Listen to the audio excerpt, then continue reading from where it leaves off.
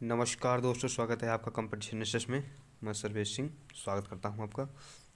आइए आज हम जानते हैं वर्णमाला किसे कहते हैं, वर्णमाला के स्वरों के बारे में। ठीक है दोस्तों, आइए समझते हैं विस्तार से।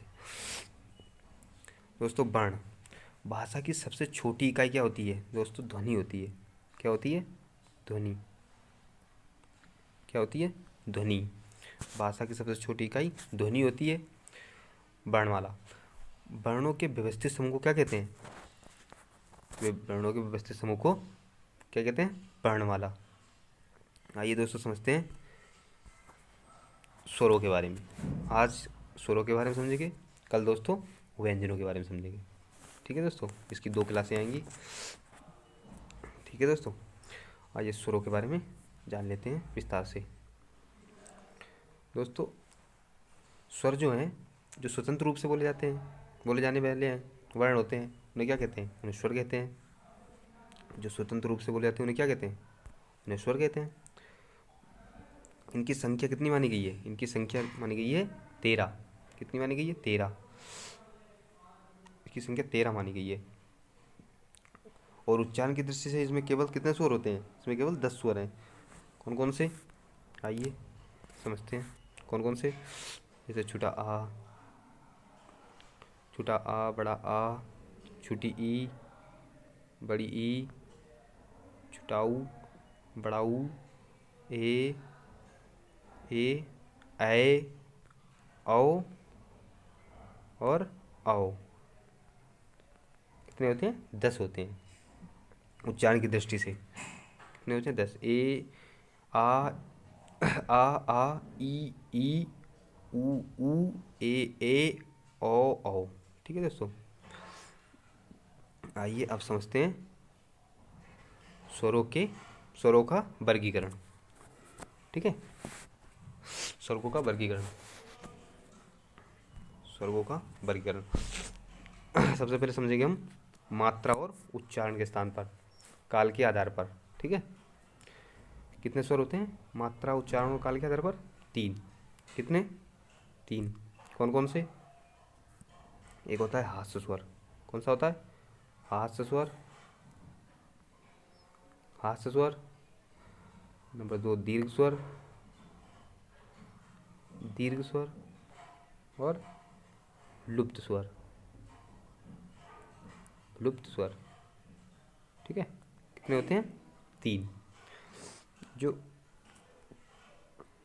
जो हास्य स्वर है, आइए हास्य स्वर के बारे में समझ लेते हैं।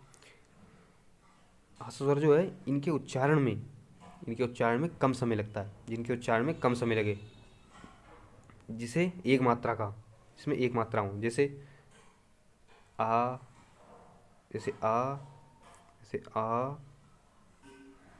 ई और ए। ये क्या होते हैं? हास्य स्वर 3। कितने होते हैं? इनकी संख्या भी याद रखेंगे दोस्तों, 3 होती है। कितनी? 3। आ, ई और ए। ठीक है, आ, ई और ए। अब आइए जान लेते हैं दीर्घ स्वर के बारे में। जिनके उच्चारण में हास्य स्वर से अधिक समय लगे, उन्हें क्या कहते हैं? दीर्घ स्वर कहते हैं। ठीक है, उन्हें क्या कहते हैं? दीर्घ स्वर। दीर्घ स्वर कितने होते हैं दोस्तों? दीर्घ स्वर होते हैं 7। कितने होते हैं?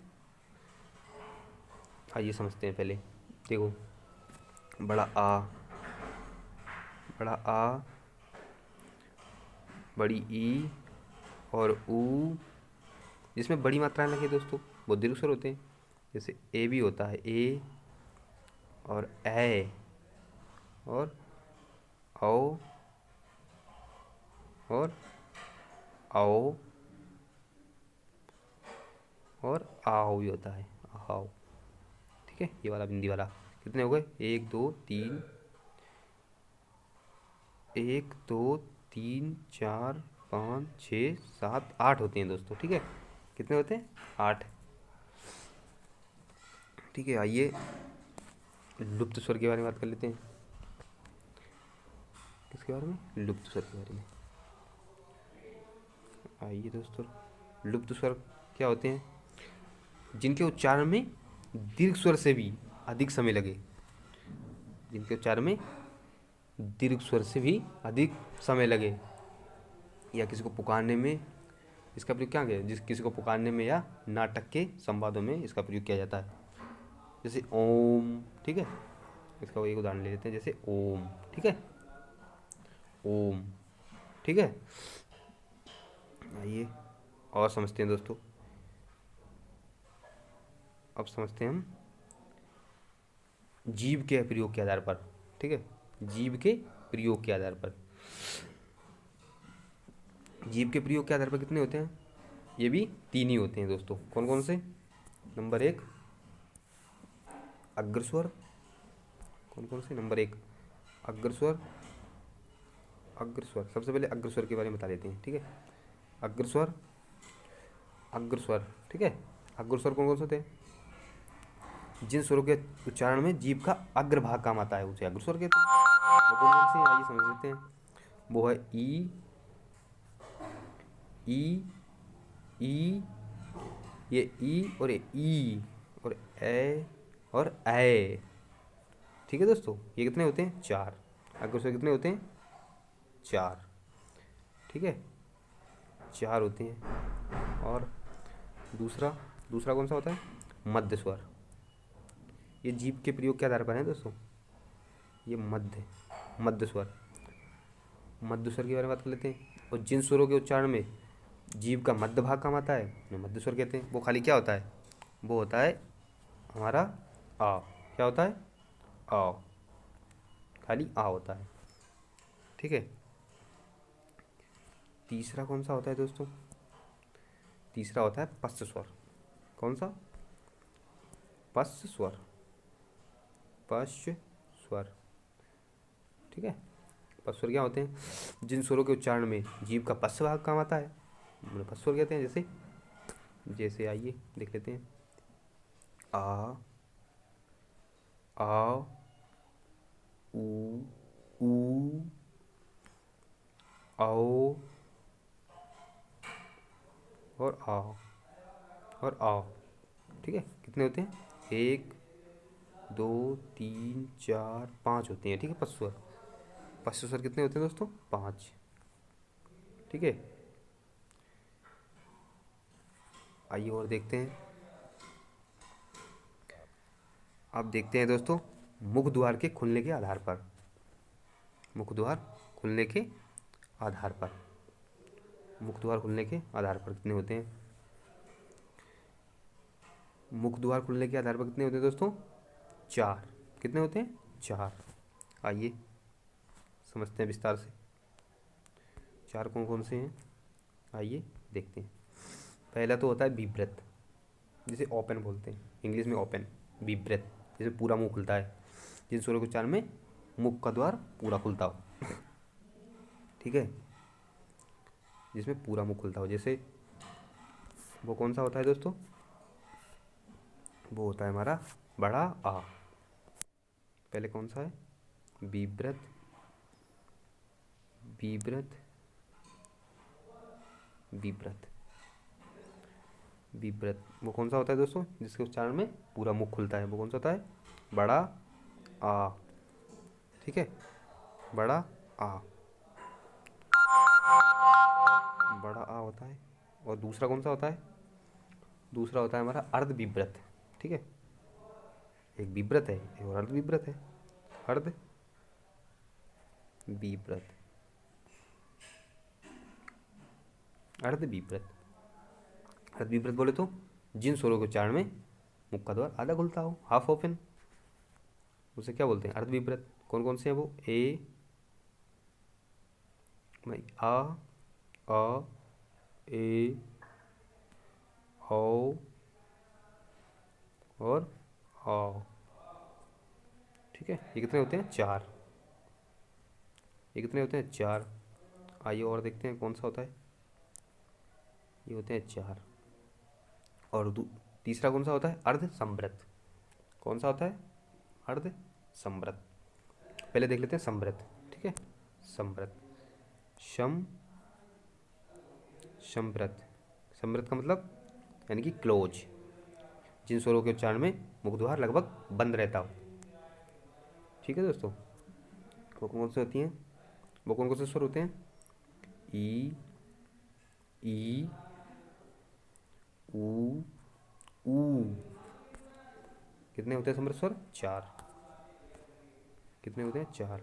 और एक होता है जो लास्ट है वो होता है अर्ध समृद्ध स्वर। जैसे इसमें था विव्रत है, अर्ध विव्रत, इसमें समृद्ध और अर्ध समृद्ध। वो कौन कौन से होते हैं अर्ध समृद्ध? आइए देख लेते हैं। समृद्ध, समृद्ध स्वर यानी कि हाफ क्लोज, जिन स्वरों के उच्चारण में मुखद्वार आधा बंद रहता हो। कौन कौन से होते हैं? ए और औ। 2 होती हैं दोस्तों इसमें, ऐ और औ, ऐ और औ।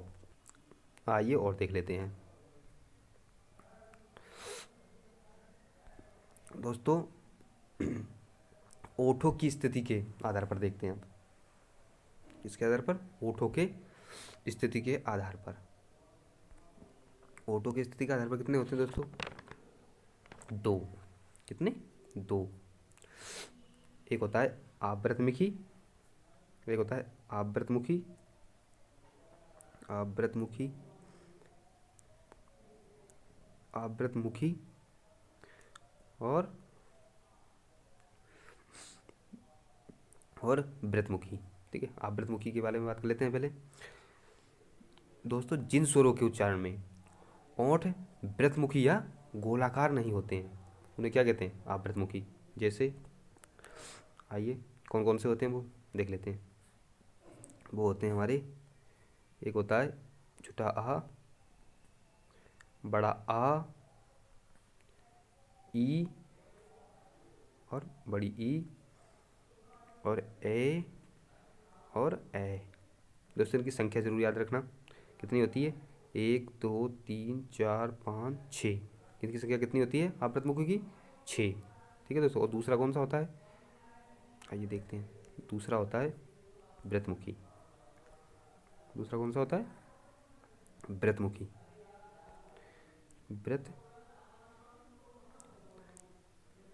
वृतमुखी, वृतमुखी। ये कौन से होते हैं? जिन स्वरों के उच्चारण में ओंठ वृतमुखी या गोलाकार होते हैं। इसमें नहीं होते हैं, इसमें होते हैं दोस्तों। परिभाषा भी आ सकती है कभी कभी, ठीक है, इसलिए हमें बताना जरूरी है। वृतमुखी वो कौन से होते हैं? जैसे ऊ, ऊ बड़ू ऊ, ठीक है, औ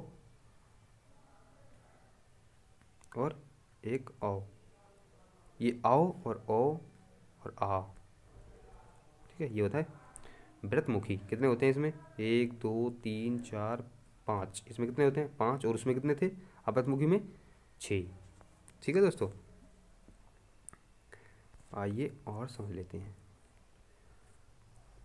अब दोस्तों समझेंगे हम हवा के नाक व मुंह से निकलने के आधार पर कितने स्वर होते हैं। ठीक है, वो होते हैं 2। कौन कौन से?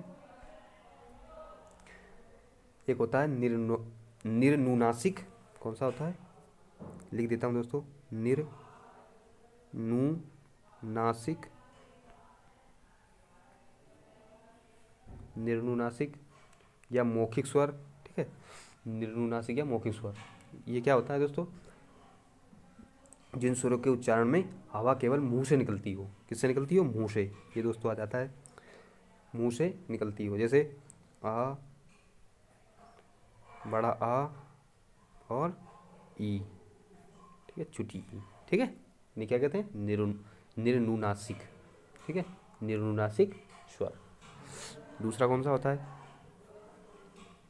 दूसरा होता है दोस्तों हमारा अनुनासिक स्वर। कौन सा? अनुनासिक स्वर। अनुनासिक कौन होता है? अनुनासिक, अनुनासिक, अनुनासिक। जिन स्वरों के उच्चारण में हवा मुंह के साथ साथ किससे भी आए? नाक से भी आए। ठीक है, मुंह के साथ साथ नाक से भी निकले। जैसे देखिए, आइए समझते हैं। जैसे आ, जैसे आ, ठीक है, ऐसे वाला। और आ, ये बड़ा आ से बिंदी। ठीक है, और ई, इसके ऊपर चंद्र बिंदी लगी मुंह के साथ साथ नाक से भी आ रही है दोस्तों। ठीक है दोस्तों, आइए कुछ और जानकारी ले लेते हैं इसी के बारे में। दोस्तों जो स्वर होते हैं, जो स्वर होते हैं वो क्या होते हैं, वो सभी सघोष होते हैं। क्या होते हैं, सघोष। दोस्तों ये सघोष आपको अगली वीडियो में बताएंगे। ठीक है दोस्तों, नमस्कार दोस्तों। वीडियो को लाइक करें, सब्सक्राइब करें, शेयर करें। धन्यवाद।